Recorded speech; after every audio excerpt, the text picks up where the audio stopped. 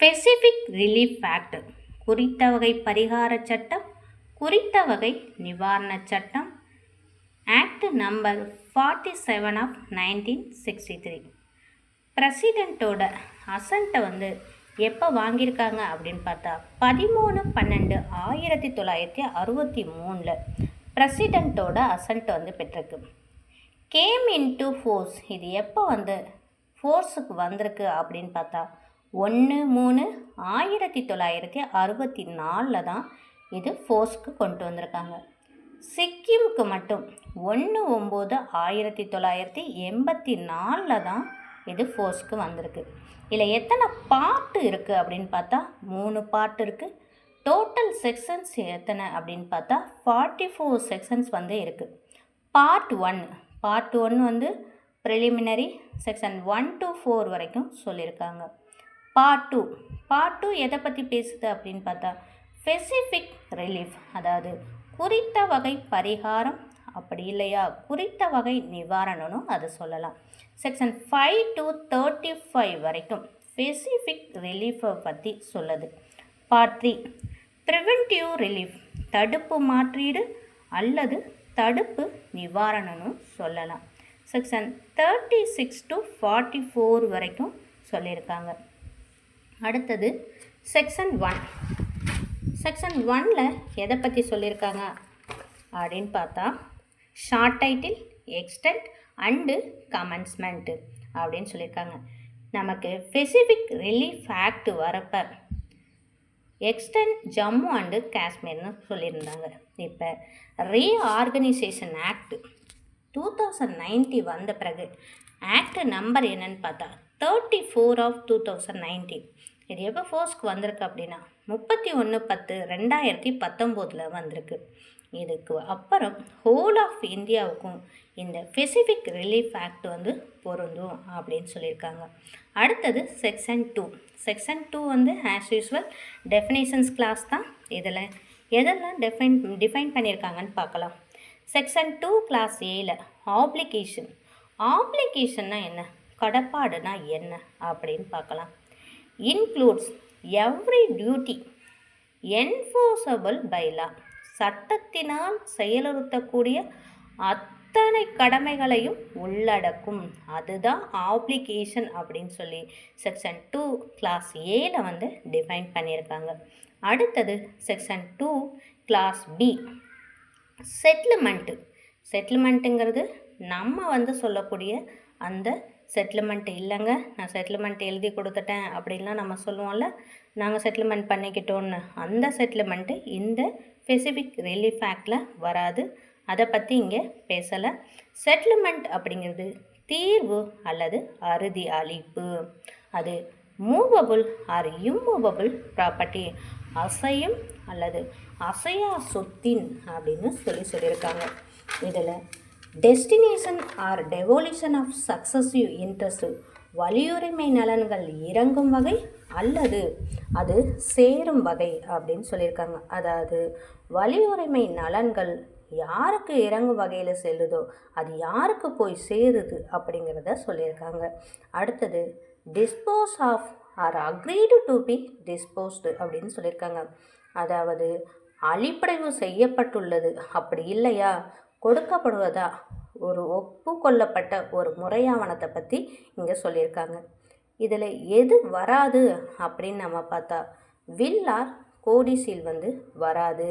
அது எதில் வராது அப்படின்னா the Indian succession act 1925 act number 39 of 1925 அதன்படி ஒரு வில் கோடிசீல்ங்கிறது அதில் தான் வருமே தவிர நம்ம ஸ்பெசிஃபிக் ரிலீஃப் ஆக்ட் கீழே ஒரு விருப்ப உறுதி ஆவணமோ அல்லது விருப்ப உறுதி ஆவண இணைப்போ, அதாவது உயில் இணைப்போ இதில் வருமான்னு கேட்டால் இது அதுக்குள்ளே வராது. அது அல்லாதது தான் இந்த தீர்வு அப்படின்னு சொல்லியிருக்காங்க. அதுதான் இந்த ஸ்பெசிஃபிக் ரிலீஃப் ஆக்டில் சொல்லியிருக்கக்கூடிய செட்டில்மெண்ட். அடுத்தது செக்ஷன் 2 கிளாஸ் சி ட்ரஸ்ட்டு, பொறுப்பானம். இதில் ட்ரஸ்ட் அப்படிங்கிறது என்ன அப்படின்னு பார்க்குறோம். ஸ்பெசிஃபிக் ரிலீஃப் ஆக்ட் கீழே எங்கேயுமே ட்ரஸ்ட்டுக்கான ஒரு டெஃபினேஷன்ஸே கொடுத்துருக்க மாட்டாங்க. நம்மளை எங்கே போய் பார்க்க சொல்கிறாங்க அப்படின்னா Indian trustee act 1882 act number வந்து 2 ஆஃப் 1882 செக்ஷன் 3ல் வந்து டிஃபைன் பண்ணியிருக்காங்க, அங்கே பார்த்துக்குங்கன்னு சொல்லியிருக்காங்க.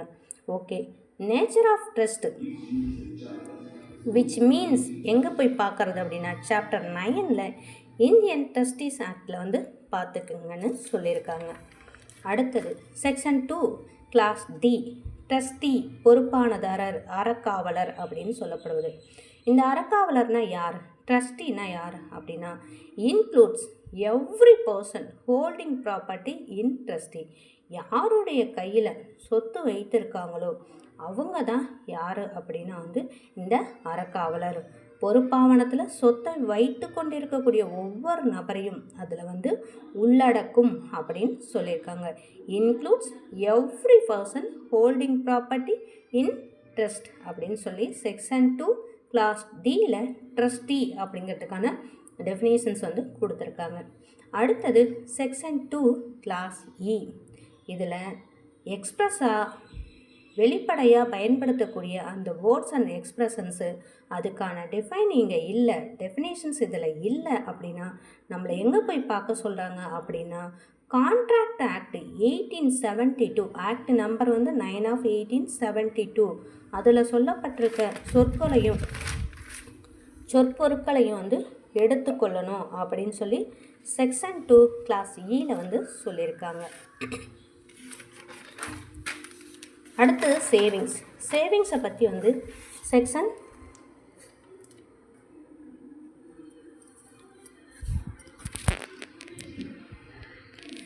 சேவிங்ஸு பற்றி செக்ஷன் 3ல் வந்து சொல்லியிருக்காங்க. காப்புரைகள் என்னென்ன காப்புரைகள் இதில் வருது அப்படின்னு பார்க்கலாம். Excepted as otherwise provided herein nothing in this act shall be deemed. இதனில் பிறவாறு வகை செய்யப்பட்டிருந்தால் இன்றி இச்சட்டத்தில் எதுவும் அப்படின்னு சொல்லியிருக்காங்க. இதில் என்ன சொல்லியிருக்காங்களோ அதை தவிர வேறு ஏதாவது சொல்லியிருந்தாங்களே தவிர இதில் சொல்லப்பட்டிருக்கிறது சேவிங்ஸ் தான், அது வந்து காப்புரைகள் தான் அப்படின்னு சொல்லியிருக்காங்க. செக்ஷன் 3 கிளாஸ் ஏல வந்து என்ன சொல்லியிருக்காங்க அப்படின்னா to deprive any person of any right to relief other than specific performance which he may have under contract. ஒப்பந்தம் எவற்றின் கீழோ நபர் எவரும் பெற்றிருக்கலாகின்ற ஏற்றத்தை ஆற்றுகை அல்லாத அவரின் பரிகார உரிமை எதையும் இழக்க செய்திடுவதாகவோ அல்லது to effected the operations of Indian registration act 1908 act number 60 of 1908 documents ஆவணத்தின் மீது இந்திய பதிவு சட்டம் செயல்படும் நடவடிக்கை வந்து பாதிப்பதாக இந்த ஆக்ட் வந்து எடுத்துக்கொள்ளக்கூடாது அப்படின்னு சொல்லி தான் செக்ஷன் 3ல் வந்து சொல்லியிருக்காங்க. அடுத்தது செக்ஷன் 4ல் specific relief to be granted only for enforcing individual civil ரைட்ஸுக்கு தான் என்ன சொல்லியிருக்காங்க அப்படின்னா குறித்த வகை நிவாரண சட்டத்தில் தனிப்பட்ட நபருடைய உரிமையில் வலியுறுத்த நோக்கத்துக்கு மட்டுமே தான் அப்படின்னு சொல்லியிருக்காங்க. அப்போ எதுக்கு கிடையாது அப்படின்னா not for enforcing penal laws அப்படின்னு சொல்லியிருக்காங்க. குற்றவியல் சட்டங்களை வந்து வலியுறுத்த நோக்கங்களுக்கு வராதுன்னு சொல்லியிருக்காங்க. அப்போ பப்ளிக் சிவில் ரைட்ஸ் வருமா அப்படின்னு கேட்டால் அதுவும் வராது.